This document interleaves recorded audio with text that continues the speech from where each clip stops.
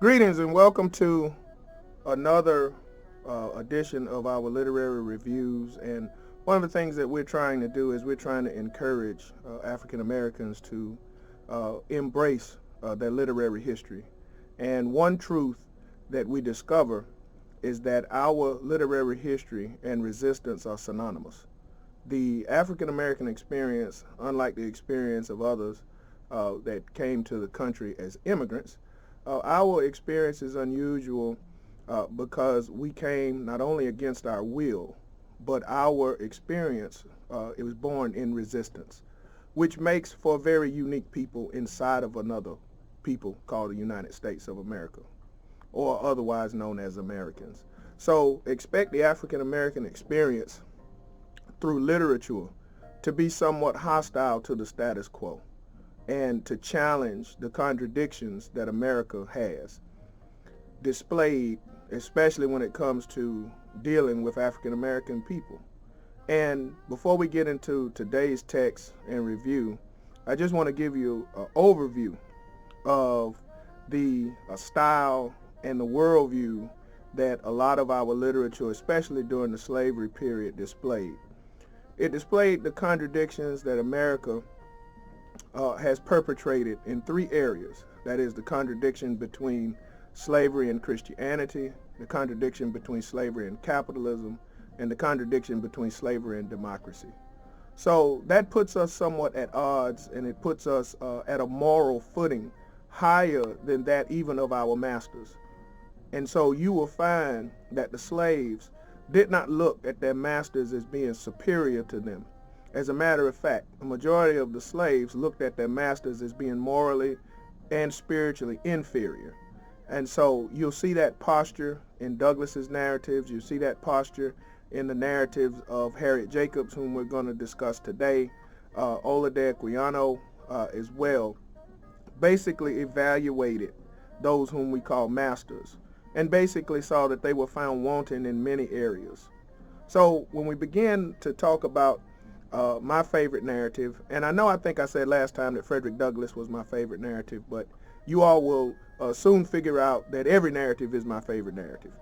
But Harriet Jacobs' narrative, The Incidents in the Life of a Slave Girl, written by herself, was an autobiographical piece that dealt with the plight of a slave girl who was herself, but she titled, or she gave a surname to herself, and that's Linda Brent. And so she not only changed her name in the story, but she changed the name of basically everyone.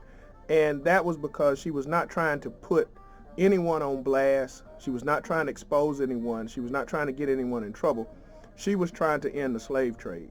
And she wanted to reproduce to the world not only her experiences, but the experiences in the life of any slave girl.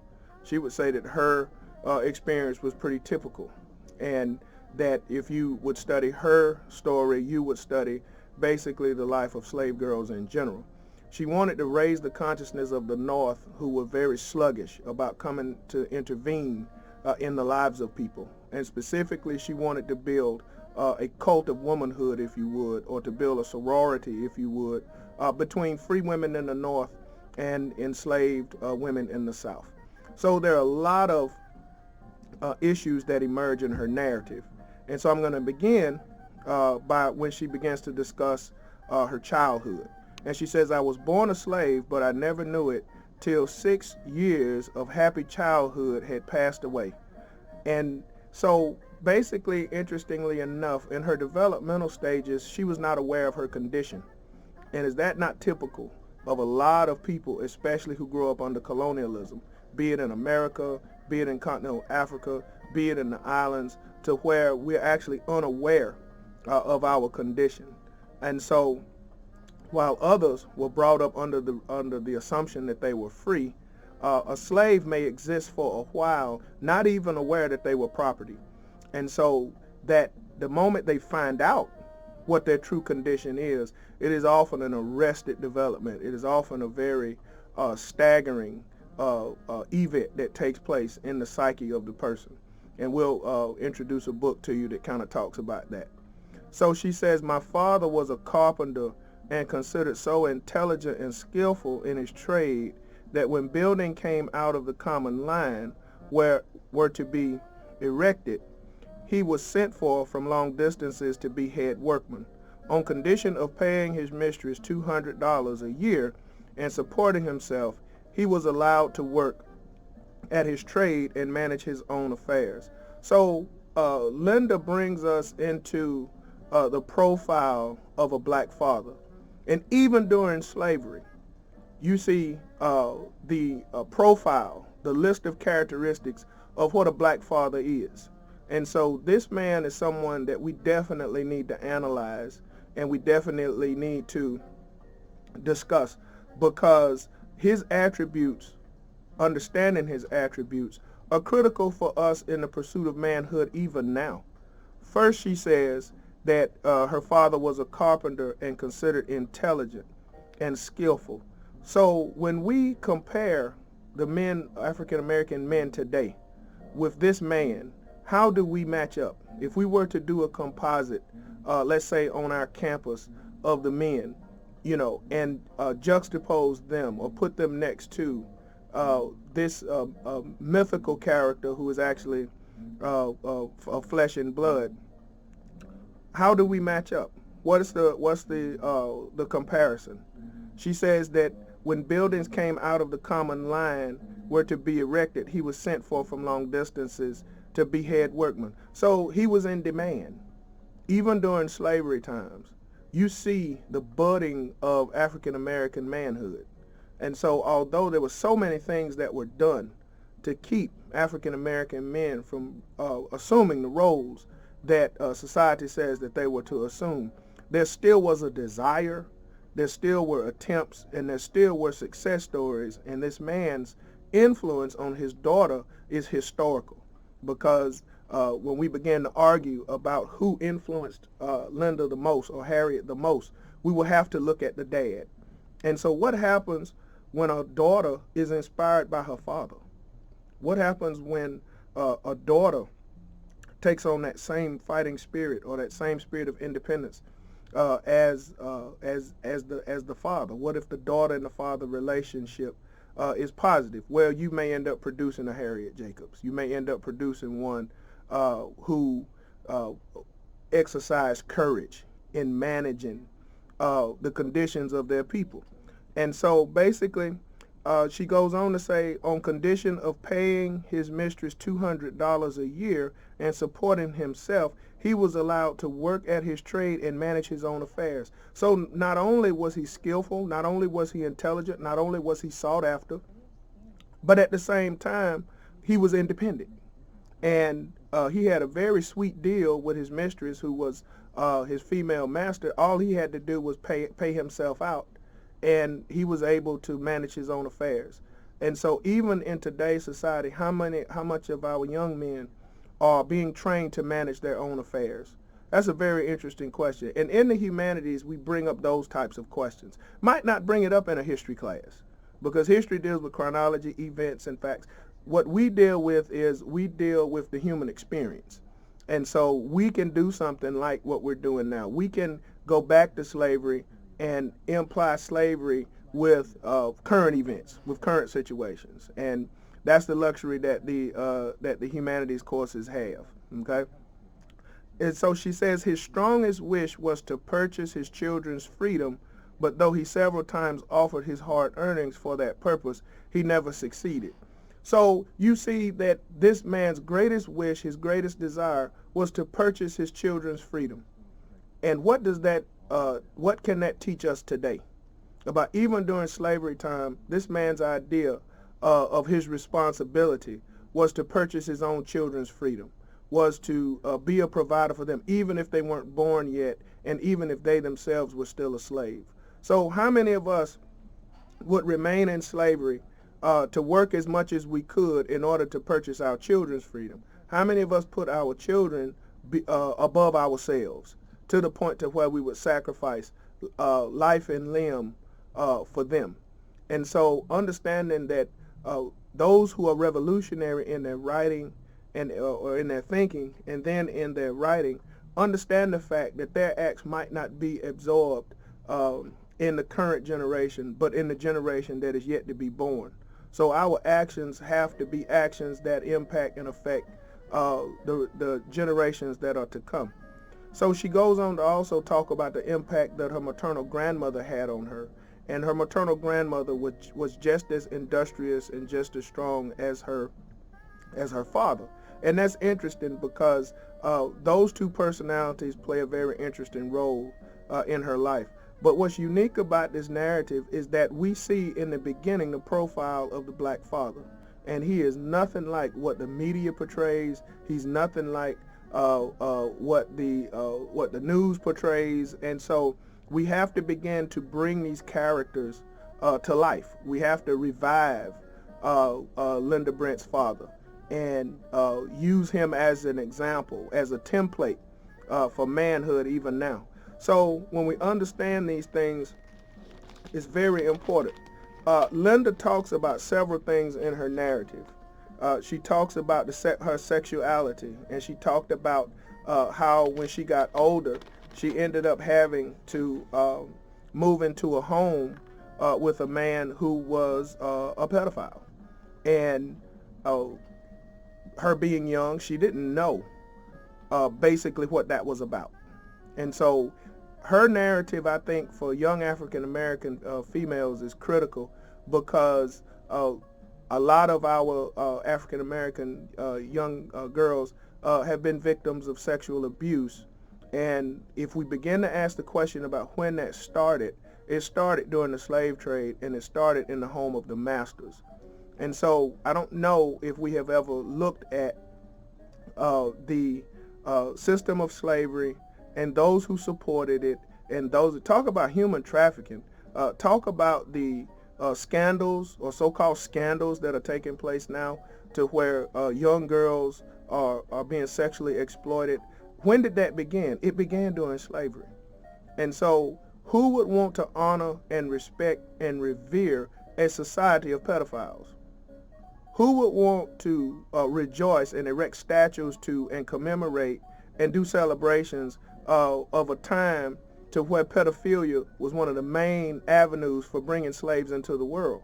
So if Harriet Jacobs was to be alive today, who was arguably the first Me Too'er, we could say she could give us some insight into Southern homes. And so she critiques Southern homes in her text. She talks about the condition of being in the home of the master. And for all of those people who think that the slaves who lived in the home, or the house Negroes, as you would say, had it better, we've had Frederick Douglass to say that wasn't true, and we say Harriet Jacobs to say that she would much rather be out in the field day and night, sleeping on the dirt ground and sleeping under the stars, than being in the home with a pedophile. So we have to understand that a lot of the psychological trauma that we're experiencing now has a root and it has an origin. And so basically she says that in her narrative that it was a day-to-day chore in trying to avoid the advances of one whom she called Dr. Flint. And so she says this about Southern homes. She says, Mrs. Flint, who was the wife of the master, like many Southern women, was totally deficient in energy.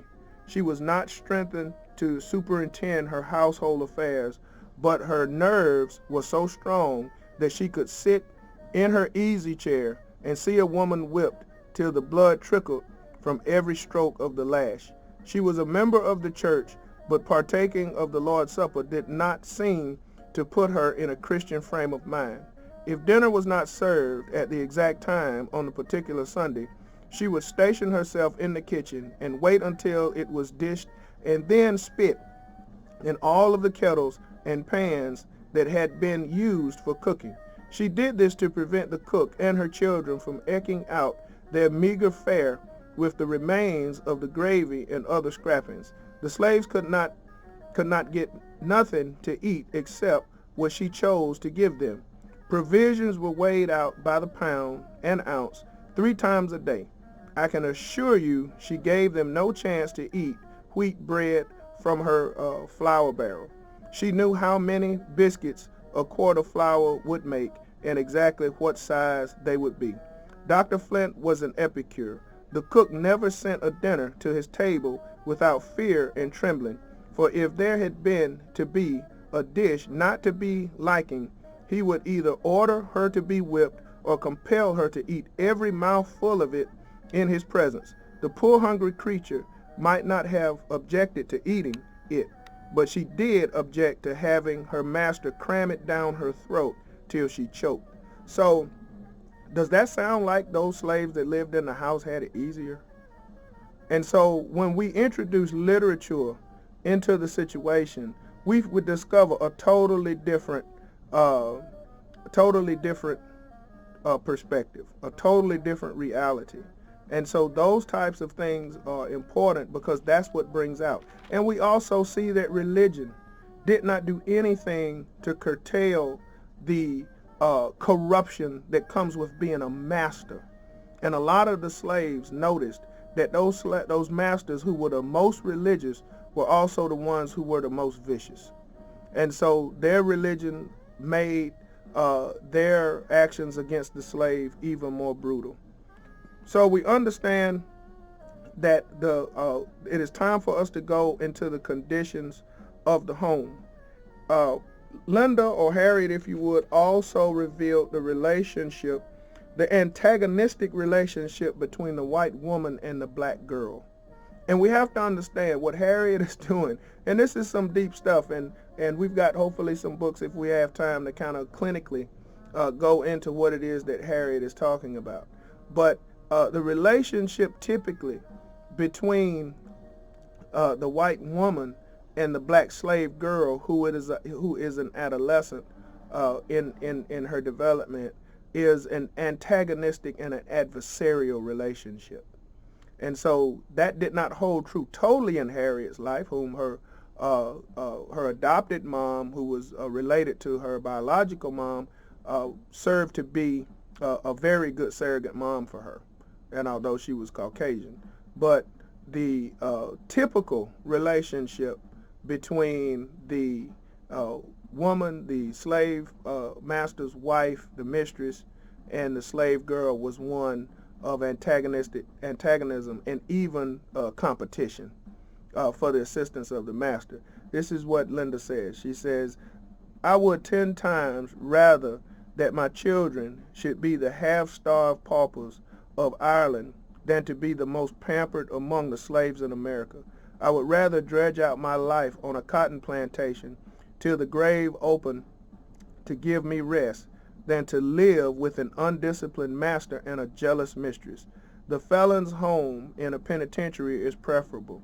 He may repent and turn from the error of his ways, and so find peace, but it is not so with a favorite slave. She is not allowed to have any pride of character. It is deemed a crime in her to wish to be virtuous. Mrs. Flint possessed the key to her husband's character before I was born.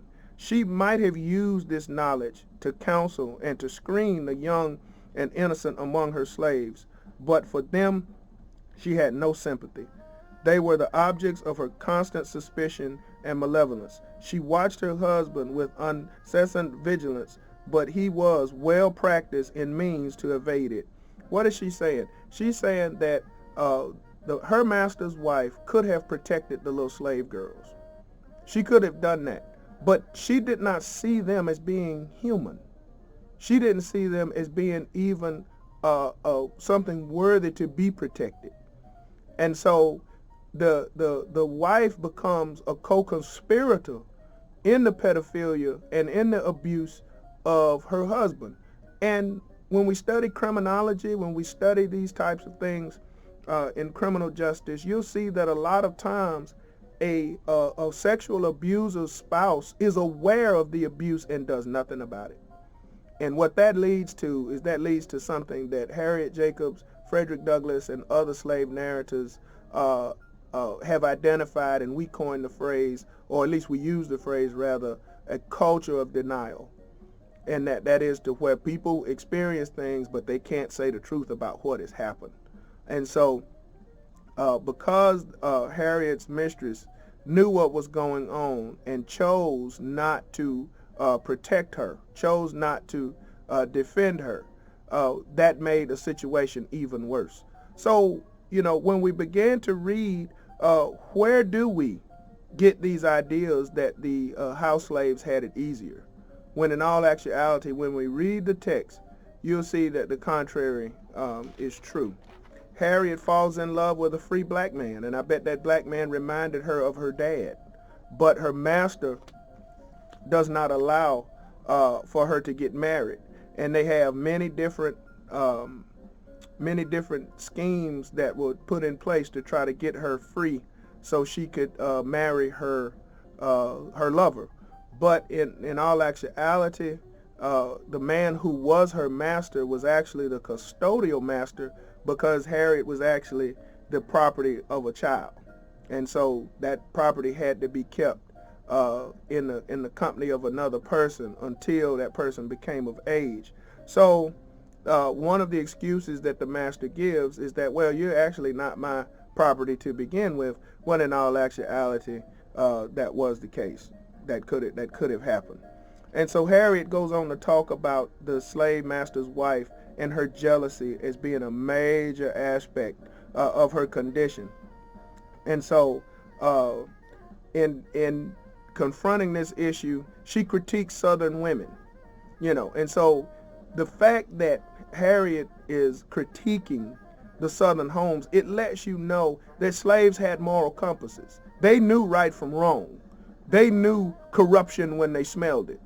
And so how often do we critique even the imposition of the cultures now upon us?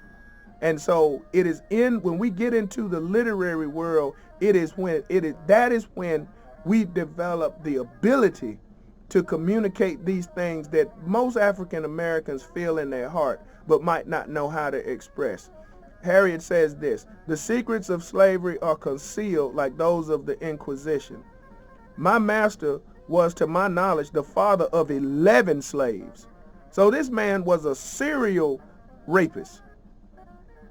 And so in understanding the fact that the gravity of these situations are so serious, that the dysfunction that we see emerging in American society has its origin and its roots in the plantation system.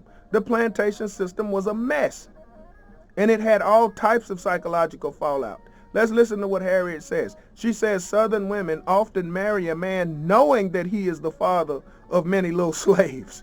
So you have white women marrying white men knowing that they're pedophiles, knowing that they're sexual abusers, and they overlook it. Is that something that's applicable today? Does that not explain the perpetuation of these sexual predatory natures that exist in America?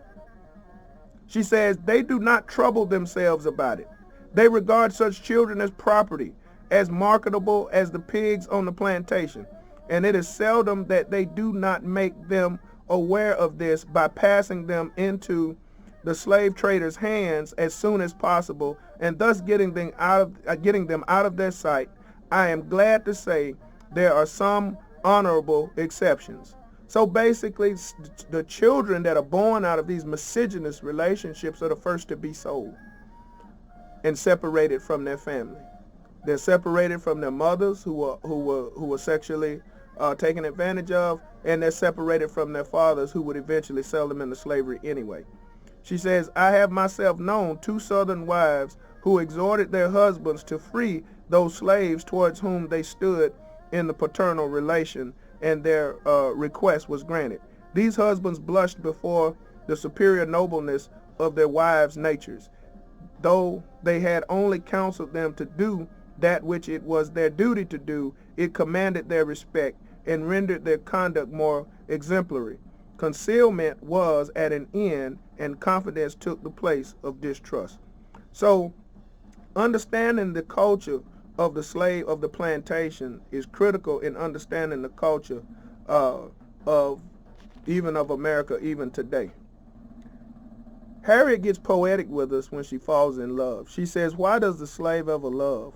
Why allow for the tendrils of the heart to twine around objects which may at any moment be wrenched away by the hand of violence. When separation come by the hand of death, the pious soul can bow in resignation and say, not my will, but thine own will be done, O Lord. But when the ruthless hand of man strikes the blow, regardless of the misery he causes, it is hard to be submissive.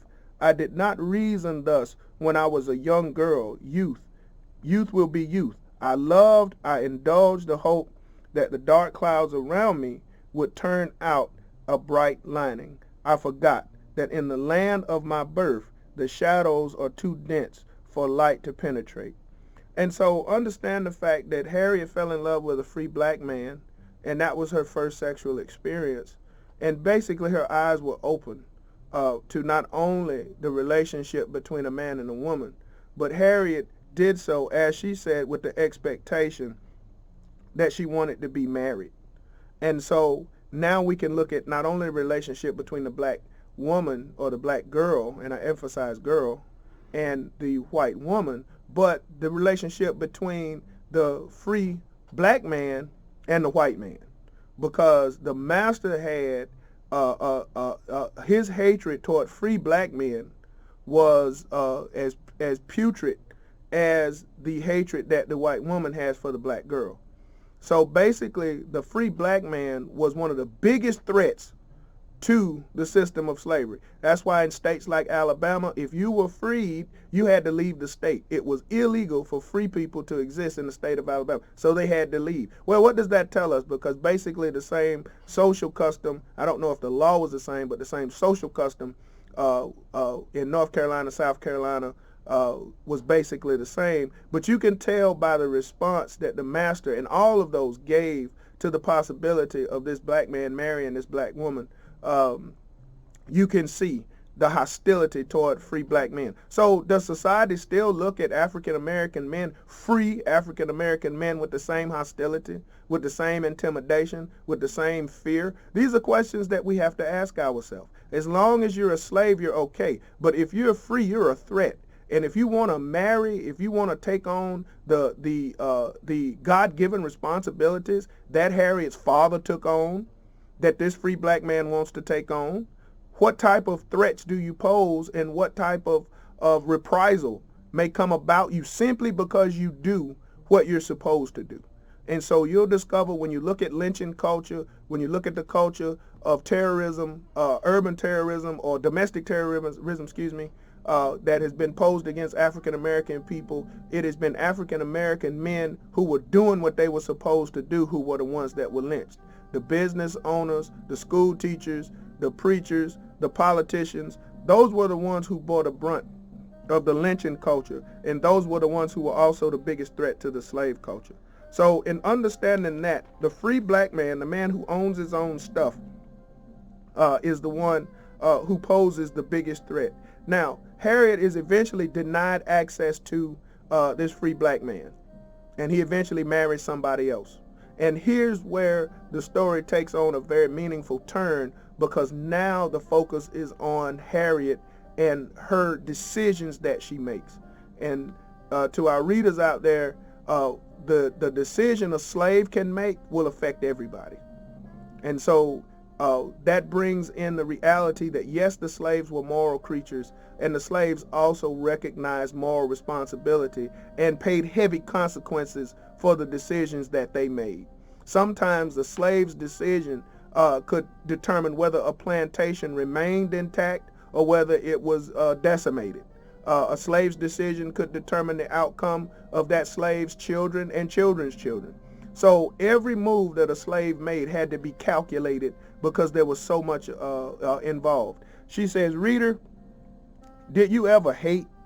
Now, previously she just asked, why does a slave ever love? But that love turns to hate, and it turns to hate because the man that she wanted to have is gone, and he's not coming back. She says, I hope not. I never did but once, and I trust I never shall again. Somebody has called it the atmosphere of hell, and I believe it to be so. So she talks about basically making the plunge into what she called the abyss, right? What happens when these little girls are denied love? What happens when they are denied access to the conjugal relationship? All of this has to do with sexuality. And so there have been studies, and I'm sure there'll be more studies done, on how slavery impacted the sexuality of America. Well, these girls, when they were denied the men of their choice, caused very serious psychological damage to them. And they had love, and they had desires of love, and they had desires of marriage and childbearing and courtship, just like everybody else. But when that's denied, what happens? Right? Harriet found out that her master, who was not necessarily interested in forcing himself physically on her, although he would do it if he needed to, Harriet discovered that he was building her a house to herself, and all she had to do was do seamstress work there at the home and perform sexual favors for her master, that she could live a relatively free life. She would be away from the mistress. And so the master, whom she called Dr. Flint, she thought that Harriet was not interested in him because she was scared of his wife. So he had built her a house, and that house would serve as a symbol of something. And I often ask my students, what does it serve? What's the symbol of the house? When I worked at the Secretary of State's office, the Historical Commission was not far from there. And I remember certain people in the state petitioning for monies to preserve these little houses that you see, these shacks that were along the beaten paths in Alabama. Sometimes when you're riding along the interstate, you can look out into a field, you can see these little shacks that have been kept up for some reason. They have tin roofs, they're made of wood, they're empty, they're very decrepit looking, but for some reason the owners have not only kept them up, but they posthumously display them. And why is that the case? Well, one of the theories that we have is that those little houses are reminders. And you'll ask yourself the question, the reader will ask themselves the question, his or herself the question, who used to live in those houses? And why were they built? They weren't big enough to maintain a whole family of people, but they were large enough to maintain one person. Well, those houses, in my opinion, represent the compromise that a lot of our young women were placed in as a result of thinking that their life would be better if they agreed to their condition. And so that house is a serious psychological trap, because it is possible for a slave to move from one type of slavery into another. Harriet knew exactly what that house represented. That house represented Harriet giving up. And oftentimes you're tempted to sell your soul for pottage, if you would, or for any sense that you think that would make your life better. That's called the peculiarum in ancient Greece. It's called meritorious manumission in other instances. But what does that little house represent? And how many people in today's times have settled for the little house, thinking that it would make their life better, thinking that they would be free, only to discover that they entered into a more psychologically challenged form of slavery? Because it's hard to come out of a slavery if you think that you yourself agreed to it. So the house was built, and Harriet was given the opportunity to live in the house. And I ask my students the question, do you do it? Do you live in the house, or do you continue to struggle? Well, the house represents a compromise. And so if Harriet compromised her position, would she ever end up being free? Especially if she began to receive certain benefits from her enslavement. Her grandmother was very conscious of this, and basically warned Harriet not to use what she had to get what she wanted, not to use her sexuality to get favors from the master, because that makes a bad matter worse. She eventually ended up trying to get revenge on her master by forming a relationship with another free white man, to which she had children. But in her attempt to hurt her master by having another man's babies, she eventually brought 2 more souls into the world who would have to suffer under the condition of slavery. So Harriet eventually plots her escape, and I asked my students the question, was her escape successful? And it depends solely on how you look at it, because there were a lot of things she had to take into consideration. One, when she left, those who would be looking for her would constantly place her family and friends under surveillance. And her family and friends would be under the constant scrutiny of those people who would come after her and demand information from them. Also, who would take care of her children? That was another question.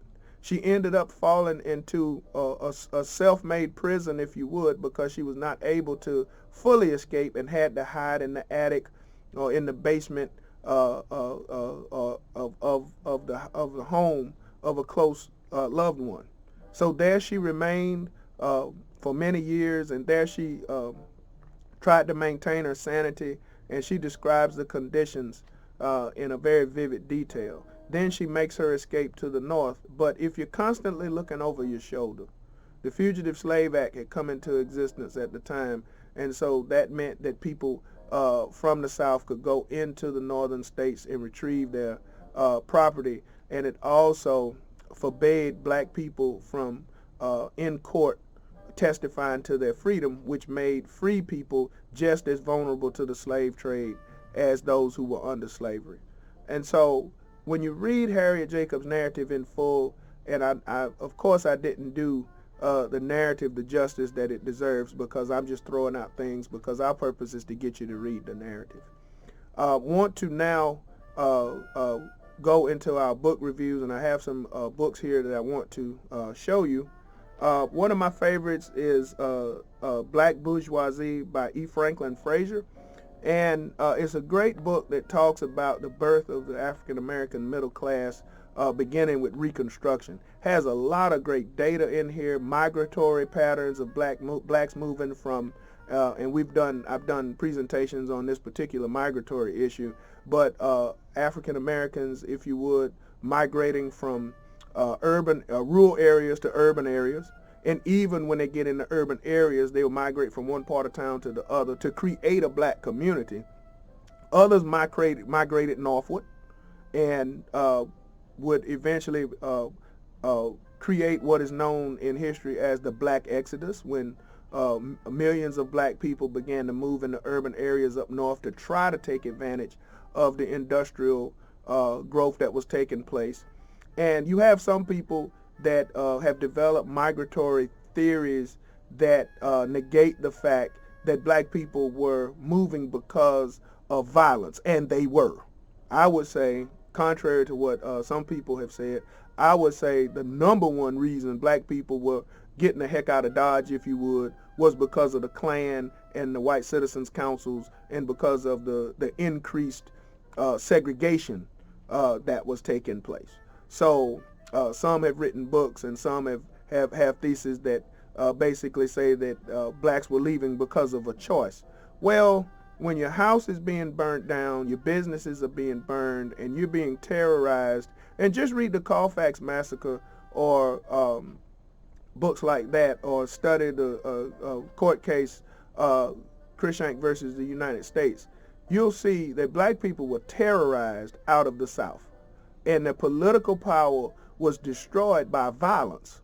So if you have African Americans being elected to public office in the southern states, and in some instances for a brief time being elected to various positions only to have that violently and ruthlessly taken away, then ultimately the move from south to north is important. So E. Franklin Frazier's Black Bourgeoisie is a great book that talks about the birth of the middle class and those things that were done to maintain the middle class, because how is the middle class looking at a civil rights movement if that civil rights movement threatens the very environment that gave birth to the black middle class? That's one of the questions that he asked. So the black middle class actually is stuck in between those revolutionaries and those people who are stunt on maintaining white supremacy. So be sure and get it.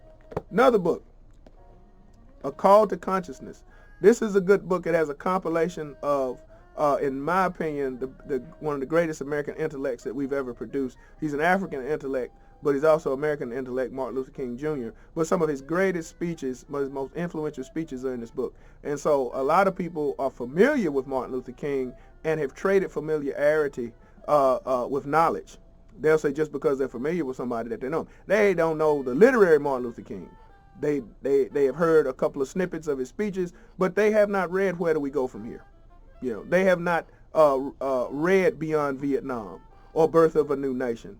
So these books are important because it shows, it identifies not only Martin Luther King's sliding ideology, which was sliding toward Pan-Africanism, which was sliding toward black nationalism, which was sliding toward when he was killed, but you see his observation letter in Birmingham jail. You know, you see his association with the birth of the first African independent nation of Ghana in 1957, which he and other civil rights leaders were there to see the inauguration of the Honorable Kwame Nkrumah. So that and other issues are critical, but you need to get this book. He talks about how America's military is the foreign policy of America in Beyond Vietnam. It's just a great compilation of his books, and you can get of his writings, and you can get those in other forms as well. Another one of my favorite books is Golden Age of the Moors by Dr. Ivan Van Sertima. If there's ever somebody that I regret not having met when I would have had the chance, would be to meet Dr. Ivan Van Sertima. I mean, he was one of the greatest, here again, intellectuals. He was from South America, but great intellectual. And he talks about the Africans who invaded Spain and invaded Portugal, invaded Europe, and actually brought culture to Europe. I don't know if we know the history, but study the dates 711 to 1492 AD, and you'll see a time of enlightenment for Europe, whereas the Africans under the conglomerate of the Muslim empires in North Africa came in through the Iberian Peninsula and basically occupied that region, which was not only critical economically, but politically as well. So a lot of the things that Europe takes the credit for actually was introduced to them by the Moors. And this is a great book. It is called Golden Age of the Moors with Dr. Ivan Van Sertima as your pilot. Want to also introduce to you a book that was written by a colleague of mine here at Alabama State University, Dr. Sabella Abide, and it is entitled Pan-Africanism in Modern Times. Pan-Africanism in Modern Times. And one of the things that he did was he selected authors from around the country that he thought could do the topic some justice. And I don't know why he did, but he chose me to write a chapter. And I want to show that to the audience. I wrote chapter 7, Pan-Africanism, an essential then and a critical now in North America. So I'm not saying you to pick it up because I wrote a part of it, but I am saying that it's definitely a book to get. It's a great textbook. It's being used in colleges all around the country. And the topic of Pan-Africanism is a topic that continues to this day. It's one of the most misunderstood concepts I think that are out there. And you can also look at the speeches of Stokely Carmichael.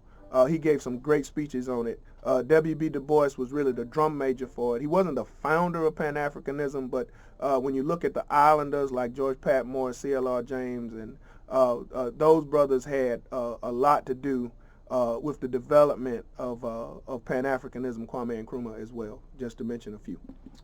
All right. Now, for those who are sociology majors, social work majors, psychiatry majors, psychology majors, criminal justice majors, you got to get this book.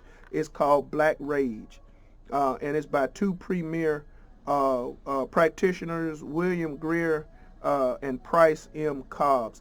And it basically is one of those things that makes the case for studying slavery as being the event that gave birth to a lot of the psychological problems that we have today. When it's time to discuss that relationship, this is really a good book to do it. Now, some of their conclusions may be challenged, and another one of my heroes, Dr. Bobby Wright, who published many books on this, criticizes them for their conclusions, but at the same time it gives us some good reading, some good analysis of the different types of personalities that are out there in the African American community, and it answers the clinical question that brothers will always ask: why are black people so angry?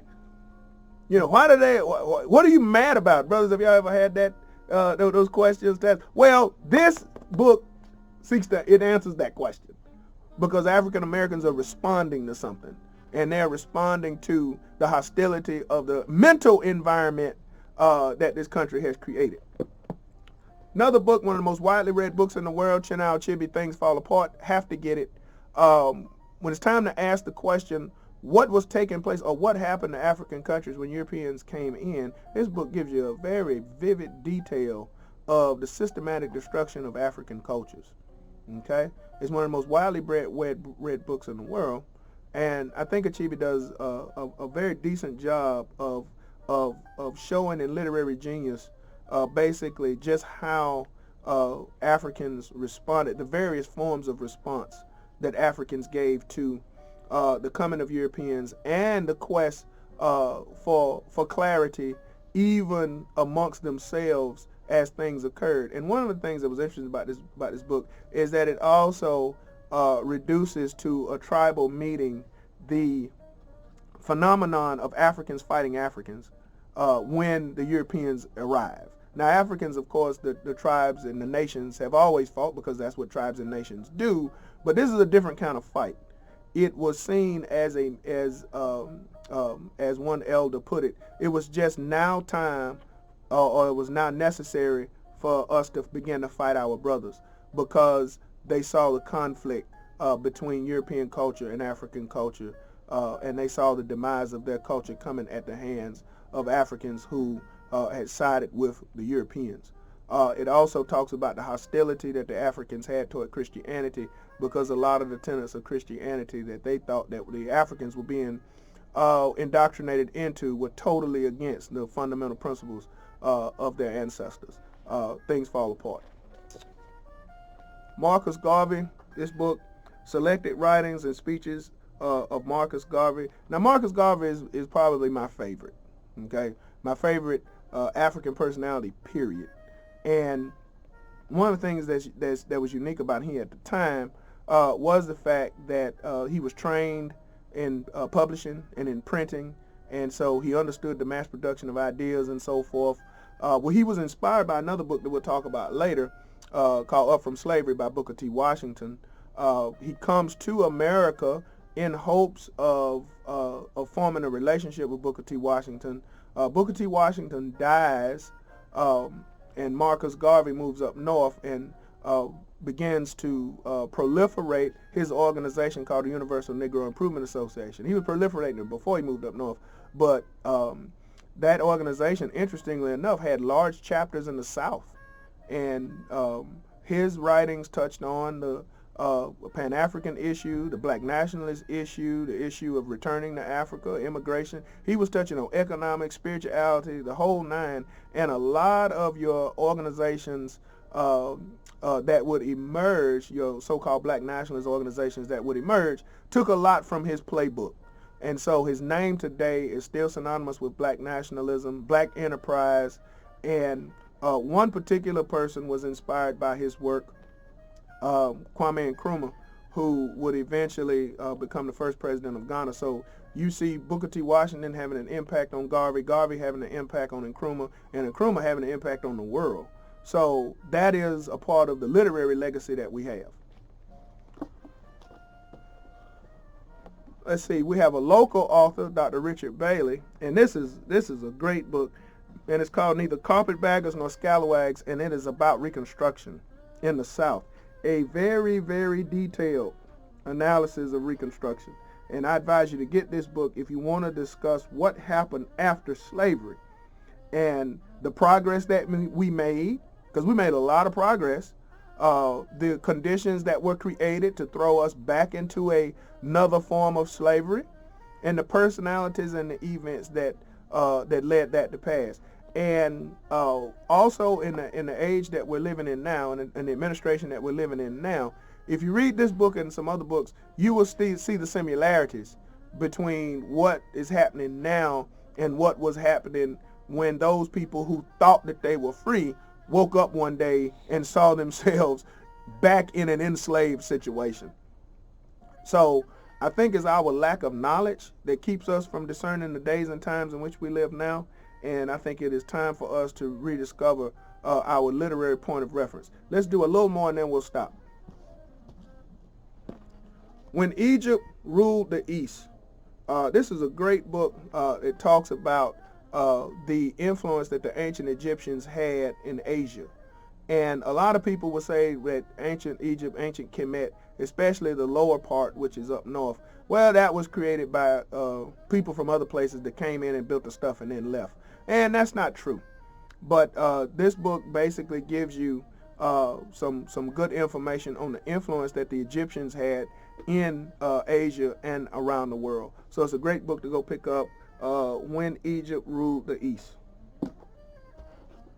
Now this book, The Philosophy of History, was written by a historian, one of the most widely quoted historians, and who is the one of the fathers of modern history. And a lot of your history teachers are Hegelian in their thinking and in their technique. Okay, and so this is what you'll have. You'll have students sitting in a history class, and you'll hear none of the things that have been widely published that we talked about. Right? You won't get the historical perspectives of Egypt as being African. You won't get the historical perspectives of the politics of Africans and the genius of Africans and the brilliance of Africans. You just have one little blurb on that or nothing at all. Well, that comes from a technique, right? It comes from a worldview that basically says that black people have not created anything and are not a part of anything meaningful. So you'll have historians teaching or history teachers teaching African American students, and they mention what's called world history, and they don't mention Africa at all, and they don't mention the contributions of Africa or African Americans, and so it is the absence of the African and the African American contribution that follows along with Hegel. And I want to read a little bit of this to you so you can identify the Hegelian approach to our African and African American existence. This is what he says in the summary, in his introduction, among other things. I've identified 10 points in his introduction. He doesn't mention African people as being a subject of history, right? He doesn't include them in the other civilizations or the other cultures that he talks about. But he has a lot to say about black folk in the introduction. And I find in the beginning of his thing, and I find it interesting. This is what Hegel says. And for all you people who love Hegel, here it is. He says, at this point we leave Africa, not to mention it again, for it is no historical part of the world. It has no movement or development to exhibit. That is the typical worldview that many people have about Africa and African American people. And I thought it fitting to follow this with The World and Africa by W.B. Du Bois. Let's put Du Bois and Hegel in a room together, if that were possible, and let's go rounds with them. Because although Hegel had never been to Africa, Du Bois died in Ghana. And he died doing something that he criticized Marcus Garvey for doing, which was going back to Africa. But it shows that although one may have an ideology, the realities slap us in the face. And this is a profound compilation of Du Bois's essays on the very anti-subject that Hegel was trying to produce. So we have African American scholarship that totally debunks the Hegelian. And so it is these types of things that we talk about in our African American Humanities classes that might not get discussed in a history class because they don't consider Du Bois to be historical. He's a sociologist. Finally, and I know you all saying everybody's my favorite author, Frantz Fanon. Oh, baby. Frantz Fanon is Frantz Fanon, and I'm telling you, you're missing a treat by not. Last time we talked about Wretched of the Earth, this is my second, see books flying in the room already. This is my second favorite, Frantz Fanon. This is A Dying Colonialism. This is a great book because it shows you how the Africans, the Algerians, specifically the Algerian Revolution, how important that was. And see, studying how to take down European countries, how to take down European powers is critical because it can be done. It can be done. And these are the types of books that show you basically how to deal with a colonial slave master, how to identify his weaknesses and how to use those weaknesses against him, how even a family will change its fundamental functions, how the children will become the parents will have to become the children, the women liberate themselves by virtue of revolution. If women think that they are so oppressed in America, then it is the revolution, not a woman's revolution, but a revolution that does it. So those are the types of things that we discuss in our class, and that book is a companion to The Colonizer and the Colonized by Mimi, which we talked about last time as well. My name is Robert White. I teach African American Humanities at Alabama State University, and we thank you for listening. I was going to ask you a question. And we have a question that we want that's being asked. Now, do you see a parallel between that little house and the over-sexualization of our young ladies today? Absolutely. Keep them in the box. Absolutely. Absolutely. The little house, if you would, is in the times of slavery is comparable now to the exploitation that they are receiving. It's basically the same psychological, in my opinion. I'm not a psychologist, but to me, it's the same set of circumstances. It's the same mindset. And the thing is to offer people false senses of freedom. See, if you don't know what freedom is, you don't know when you're being offered just another form of slavery that's deeper than what you came from. And so Dr. Flint was offering, what she was offering Harriet a compromise. And so how many times have our women been placed in a situation, in a misogynist situation, to where they have to compromise their being in order to get something that they have a right to anyway?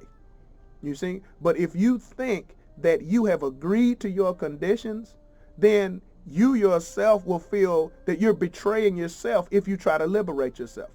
Because you in your mind, you chose this situation. So to go street with it is the basic pimp-hoe relationship. It's that same exploitative relationship that we see play out every day. Brothers rap about it. We see it in the news today with very high-level people who have been involved in it.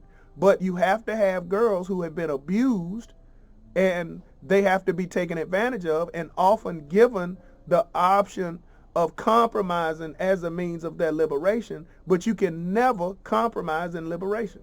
Liberation is the act of the oppressed against the oppressor, and it is actually changing the relationship. So when those little houses, you had girls thinking that because that they were not going to be whipped no more, they were not going to be, and you have to understand that that's a very tempting thing. All you have to do is take this house and your problems are over, not knowing that that house becomes a dungeon. It becomes a prison without bars, psychologically. And so these houses that I see on the highways when I'm driving, that's what it reminds me of. And you can always see where those wagons have wore a groove in the road coming up to the house. And it's only one wagon coming in and out. That's a very lonely existence. You're out there by yourself. There's no creature comforts. And then if you have children of these liaisons, like Harriet did, and when we read William Wells Brown's Clotel, basically we see the same thing. A woman who was to be married, but Henry Linwood, the man who purchased her, kept her as a slave rather than marrying her. You see, because that's the temptation. Why do I have to marry her if she's already my slave? So she never becomes his equal because he wanted to keep that relationship, right? And so as one great man said, the best way to never become a slave is to never become a master, So when that happens, there's serious consequences on all sides. You have children born to these relationships, and the fact that they're half white, that doesn't change anything. So people will say that mixed kids have it better, or you know, Miss Kid, that's actually, you know, if we look at it in this context, that is actually the opposite of that. You suffer the same punishment, the same status as your mom. As Frederick Douglass says, if your mother was a slave, you're a slave, regardless of who your father is. Yeah. Yeah. So we want to thank Brother Herschel and Brother Antoine for this reading review. Know Thyself. Thank you.